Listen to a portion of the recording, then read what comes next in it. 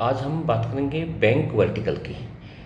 जैसे agency insurance होता है, डायरेक्ट इंश्योरेंस होता है, डिफेंस इंश्योरेंस होता है, सेम उसी प्रकार से बैंक के साथ इंश्योरेंस कंपनी अपना एग्रीमेंट करती है और एक अपना रिलेशनशिप ऑफिसर अपॉइंट करती है। और उस वो रिलेशनशिप ऑफिसर वो जो ब्रांचें अलॉट की जाती हैं उन ब्रांचों के ब्रांच मैनेजर और स्टाफ के साथ मिलकर के ब्रांच के बैंक के जो क्लाइंट्स होते हैं उनको इंश्योरेंस नीड के हिसाब से इंश्योरेंस प्लान प्रोवाइड करवाते हैं।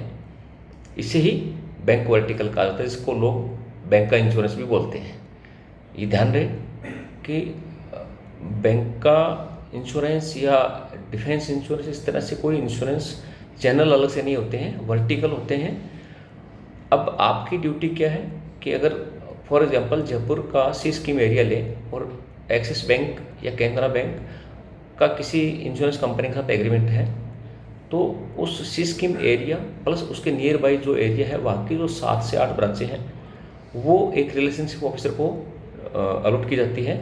और रिलेशनशिप ऑफिसर उन ब्रांच मैनेजर, बैंक की ब्रांच के मैनेजर से प्लस उनके स्टाफ से अपनी लाइजनिंग बनाता है और फिर वहाँ से बैंक क्लाइंट्स का डेटा कलेक्ट करता है और उन क्लाइंट्स को उनकी नीड के हिसाब से सॉल्यूशन प्रोवाइड कराता है।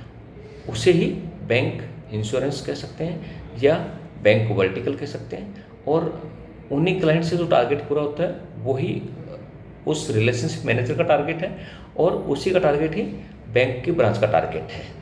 Thank you.